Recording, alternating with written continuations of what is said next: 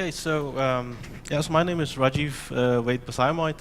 I'm originally from India, but I've been working in Denmark for the last 15 years, and I work with collaboration, and I've been doing that as part of entrepreneurship and innovation, which is what I spend most of my time on. My background is, of course, in the natural sciences. I have a PhD in biophysics, but then a business degree, and then also some time in the humanities. So I've been around in the university world, but play is something that really excites me. It's also something that I use a lot, also both in consulting to NGOs and also when I work with different institutions, especially public institutions. So I also have a company on the side called Biosymphonics Edu Games, and as it says over there, it's primarily that I try and focus on learning games and how we can design educational games, because a lot of games focus a lot on entertainment value, and I'm more focused as an educator on the learning value. So without, of course, letting go of the fun that games bring into. So that's also why I saw there was nothing in that space, which is why I sort of started doing this on my own. So. I think I was invited to talk here also about collaboration, and the theme is of course perfect, and of course how gamification fits into this. So what I'm also going to talk to you a little bit about is also how I also believe still in a lot of face-to-face interaction, and how that also still holds key, despite the trend towards massive digitalization that we are heading towards. Because I mean, even if you think about video conferencing, I think if you are a bad communicator, it doesn't matter whether you are meeting in face-to-face or on Skype or on virtual reality, you will be a bad communicator, right? So I mean, you have to develop those communication skills. So I think this is why technology cannot save you; it can only help you. Right, so that's really important to keep in mind. Okay, so I want to keep this also a little interactive, so I'll start to spring this question, which I like to do every time I talk about this, is do we actually really know collaboration, right? So maybe let's get a raise of hands here. So how many of you actually think that you collaborate in your institutions? Okay, some half-hearted hands that go up slowly. How many of you would like to see more collaboration in your organizations? Okay, so now you have much more hands going up, right? So, and of course, this is something that we all want, right? Because we believe that this is what is really good. But I think there's a fundamental issue here about this, maybe we don't really understand collaboration. So, I, of course, went to the first place where we all academics go to first, is the dictionary. So let's look for definitions that are out there. And of course, if you look at the Cambridge Dictionary, it says the situation of two or more people working together to create or achieve the same thing. That's defined as collaboration. Okay, so that's pretty simple. However, the act of working together with someone or doing what they ask you while working together is what I call cooperation. And I think this is something that we tend to engage more in rather than collaboration, what we want to engage in. So, and there's actually a reason for this, and this is what I want to sort of get back. It's easy to cooperate, right? It's easy because I can give you an example, and this is from the industrial world. So you have sort of a global manufacturing firm. It has to develop a customized product for a client half a world away, and of course the client has certain needs. He has needs in electronics, as you can see in the bottom left. He has a certain need of the price, he has a certain need of the delivery mechanism, and a certain need of the weight of the project. Now, as they are designing this product, the client requests some more changes. Of course, when they make some changes, it goes back to the electronic division who has to first implement those changes. Then those changes affects the pricing mechanism affects the delivery of course affects the weight, and at the end of the day, the client gets the product 18 months later than originally scheduled. Right? And when that happens, of course, this appears to be a project management failure, but what it actually is actually a collaboration failure at the core. And the reason for this is because each of these individual units are working together because the managers demand them to work together, right? So they have to work together, but they only communicate because they have to communicate, not because they're thinking of the client at the end of the day. So what happens is that the electronics, I do my job well. Pricing, I do my job well. Delivery, I do my job well. Weight, I do my job well. But when we talk to each other, I don't really, I didn't think about what your needs were, right? And this is again one of the biggest issues of this. So collaboration is actually something that requires people to work together on a common goal. And I think if I visualize this, this is the best way that I can visualize the difference between what I say cooperation and collaboration. So in cooperation, you sort of bring individual sort of skills and strengths to the table, and you work together, and of course you put it together there. But in collaboration, you are bound much more with the common vision, and the idea being that if there is failure, it affects everyone equally, right? So, and this is something that I think organizations are really trying to master, is how can we get people to sort of align behind the common vision.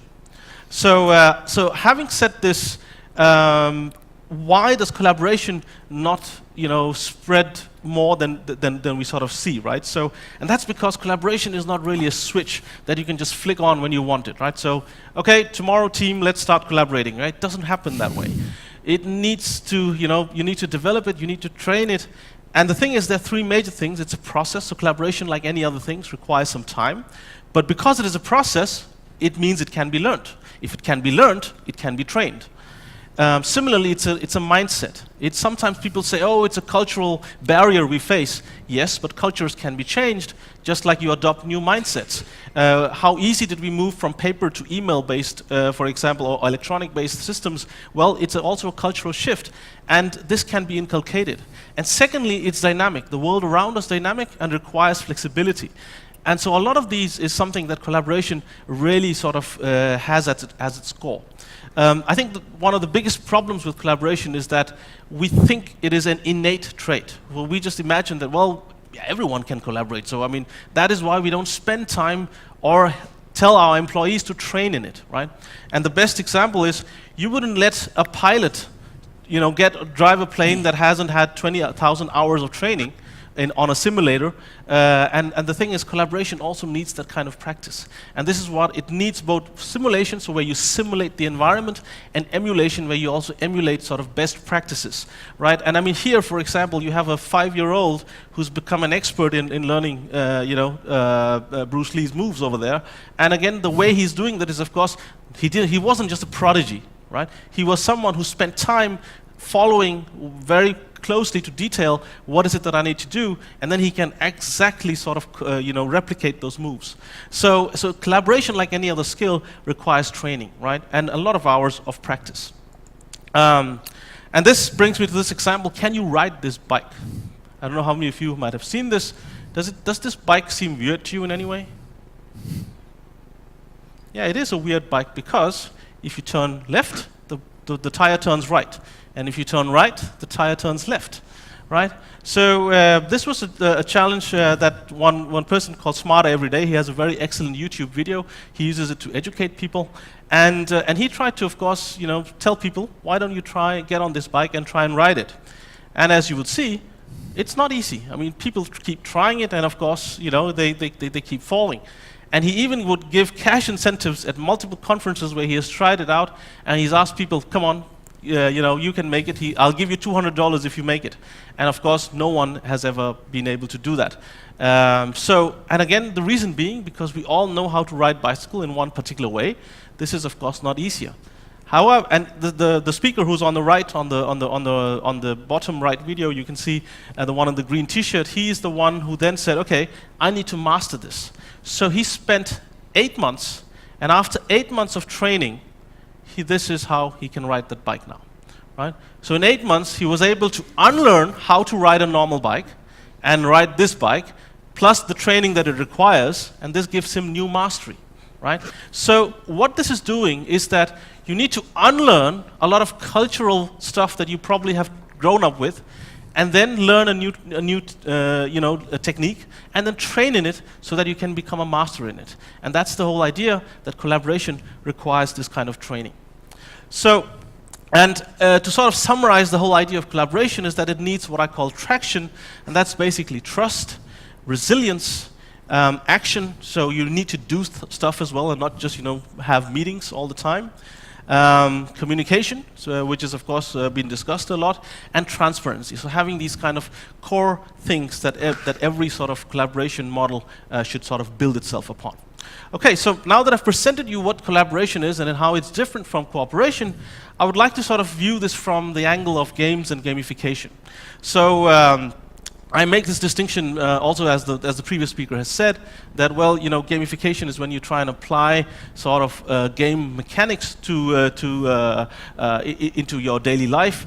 And I think you put it very well when you said that it's something that you know, you are out to do. You make it nice to do, right? So and games by themselves can also be tools, but they don't always have to be games, right? So I work with games in a way that, okay, how can I enhance collaboration or help people train in collaboration through games or through gamification? So this is what I normally do.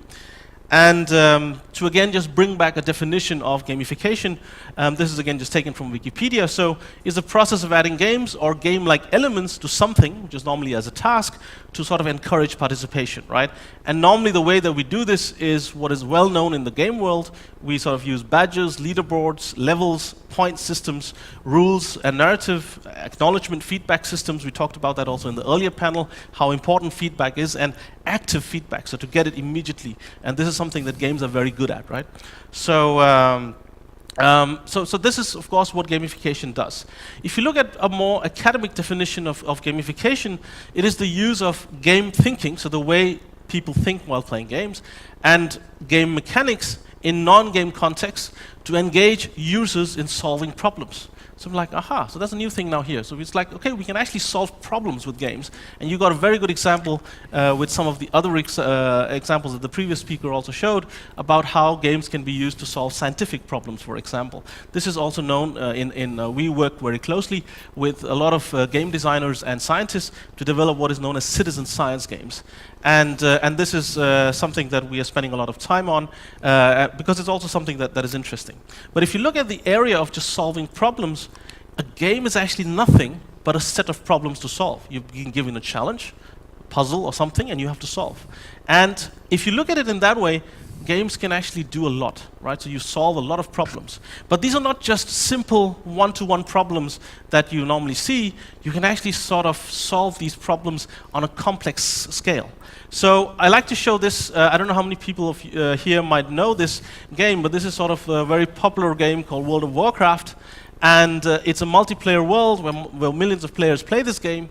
And here in this sort of image, what you can see is that you have sort of a big monster in the middle that has to be defeated. And a lot of people here, these are the players, individual players, they're working together, collaborating to sort of beat that monster, right? Why do you, of course, want to do that? Well, if you beat the monster, you get a lot of rewards. These rewards help you level up, help become stronger in the game, so you can fight even bigger monsters, right? So that's sort of the idea. But what you see, as I say, is complex problem solving at a frantic pace. And this you can see as what I call real-time collaboration on display, because what you see is that on this map, there's a lot of information, and people talk about information overload. I mean, I think sometimes we scientists get maybe more overwhelmed than gamers do. Over here, they have sort of health, magic, and different types of skill levels. This is the landscape map. You need to figure out, where do I need to move, how do I need to move, how many people are around me, who are the players that I need to talk to, what are their skills, what do they have. You have a real-time chat that is happening here, so you're actually passing instructions, listening to instructions. You're looking at the powers that you have learned, the skills you have mastered, the skills that you can use, the skills that you haven't had enough power for, and what is useful to sort of take care of this monster, because this monster might be easy to defeat with some skills, but not with some others. So again, you can see that's a lot of information that is being handled on a microsecond scale. So and that's why I think that this is complex problem solving that's happening at a frantic pace. So if I now go back to sort of game theory and start saying, okay, what is happening with collaboration in games, and I view it with sort of context of competition, that's how games have generally been designed. You might remember also from your childhood, games was always about competition, right? And in traditional game theory, which we can actually define games into two categories, these are competitive or cooperative, right? So just, and here you can see that a competitive game is what is called a zero-sum game, but that is, I win or you lose, right? So I mean, that's basically the whole idea. And then a non-zero-sum game where it's a win-win scenario or a lose-lose scenario, right? So this is where you need to cooperate to avoid to do this. And there are lots of examples of competitive games. That's chess, checkers. I mean, you know a lot of these where you sort of compete against each other. And the goals of the players are diametrically opposed, which basically means you have completely opposite goals, right? So so white needs to win, or black needs to win, right? So totally opposite goals. In a cooperative game like Settlers of Catan, which maybe you might have seen through your kids or through other channels, it's a very popular European game. And this one, you have 2 or more individuals that have interests that are neither completely opposed nor completely coincident. So what you do in this game is you need to cooperate, you need to share some resources, but at the end of the day, it's still a race. One person will win, and the other person might help you winning, but in the end, and you need to also work together a little bit, but in the end, it's still a race, and only one person wins. So that's sort of what you normally see in games. But there's a third genre, and this is a new and growing genre, and this is called the genre of collaborative games. And one of the best examples of this is that here you may have different sort of goals and payoffs, but collaborative players have only one goal, right? So in cooperative games, you will have different goals. In collaborative games, you tend to have only one single goal. And this example here is of this game called Pandemic. It's a game where you have to stop sort of a viral or epidemic or bacterial epidemic to sort of become pandemic around you, and you have to work together on a global scale. And as you can see, players need to work together, and they have multiple roles, and they need to ensure that the virus doesn't spread all around the globe. Now, epidemiologists around the world are actually studying game mechanisms behind this to see, can we actually learn from this and train our people on how viruses and bacteria, for example, spread. So again, there's a lot of learning that happens in these type of collaborative games. The reason we don't see as many of them is because they are difficult to design, by one, and the other is that the demand for them in general has been low, and again, it's because we tend to sort of believe in either competitive games, or we think collaboration is easy, like I said earlier. So that's why I sort of say that this collaboration space is just something that we are now adding into, right? So it's furthering the dimension of just these 2 sort of ends, where we have competition on one end and cooperation on the other end, but then we have collaboration that takes it further, right? And the challenge for players in a collaborative goal is in a collaborative game is actually working together to maximize the team's sort of utility, right? So ensuring that everyone on the team can contribute so we have a good end goal. Another very good example that I have, I'll not spend a lot of time on this, is Forbidden Island. And again, here you sort of have sort of an island that is represented through these cards. And again, you have to collect some treasures that are on the side. And as you collect those treasures, you all have to sort of come together at one place and then fly off and escape the island before the island sinks. And if one player dies, or if one player gets stranded, or you lose one treasure, then the game is incomplete. You all lose the game. So it doesn't matter if 4 of us out of 5 playing collect all the treasure and we reach the helicopter takeoff point, and now we can fly out from the island, but you left one member because he was too far. That's too bad. That doesn't work here, right? So he actually have the role of the game is that you have to win together or you all lose together. So that's something that you have to also keep in mind of collaborative games. And when you sort of try and build these simulations into collaboration, you sort of need to understand the framing is important. And as I said earlier, if you don't have a nice frame, you will always sort of not be solving the right problem. So in the sense that a game, like any other thing, is a tool. You need to ask the right question, and if you ask the right question, you will get a good answer, and a game can help you in getting that answer. But if you're asking the wrong questions, then the game is not going to help you. So that's, of course, one of the problems that we also see with bad gamification design. You need to, of course, have sort of shared goals. That's sort of important. Some kind of resource management as well. And, of course, something that we heard earlier about building narratives and having sort of storytelling as well as an inbuilt element of this game. One of the ways that I have done this in my own is I've built this game called E-Ship Navigating Uncertainty. It's an entrepreneurship education game. But what it does is that it's a collaborative simulation simulation game that simulates collaboration in a role-playing format where you have to role-play these sort of creative individuals under conditions of uncertainty that the world or the board throws around at you, and market competition that is simulated with other teams that you compete against. So you work together as a team, but you're competing against other teams that are in there. So simulating sort of real-life situations. So that's just another way of how you can simulate that.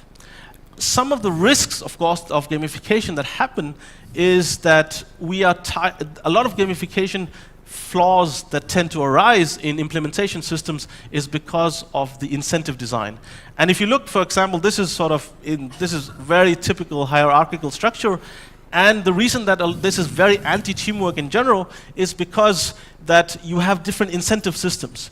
And because of these incentive systems, people can jump over some others, which actually means that they are not very interested in teamwork, right? So you need to ensure that, I'm not saying that you need to replace the hierarchical system because they have its place as well and its need for information management, but at the other end, you need to balance the incentive systems so that the gamification things can actually work.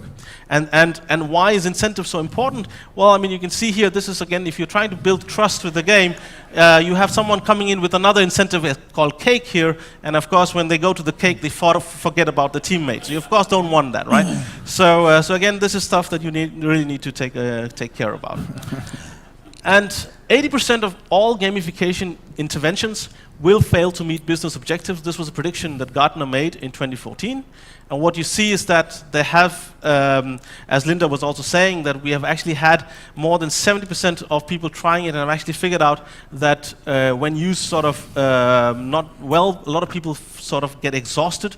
They face fatigue and boredom because, I mean, how many times can you want to keep collecting those points and those badges, right? After some time, you really get tired. And this is also known as the pointsification curse because, okay, today you attended 2 meetings out of 10, you get 5 points. And let's say you keep doing that, how much will you do it? What's the end goal? You need to think of all of those before you design proper game systems.